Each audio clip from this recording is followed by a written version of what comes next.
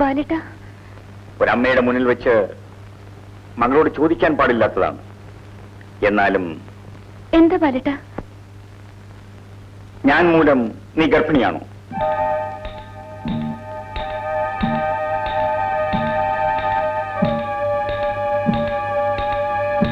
പറയൂ. അതെ. അതെ. അമ്മായി, ആരും അറിയാതെ ഇതൊന്ന് ഒതുക്കി തീർക്കാമോ? 2 ലക്ഷം രൂപ തന്നേക്കാം. 2 ലക്ഷമോ? അതിനുള്ള പേറ്റ് പറയാനില്ലല്ലോ. പതുക്കെ ഒരു 4 ലക്ഷം രൂപ ആയാലോ? 4 ലക്ഷമോ?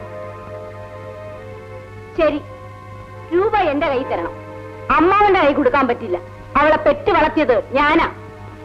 അപ്പൊ കാശ് കിട്ടിയാൽ ഗർഭം താനേ പോകും അല്ലേ?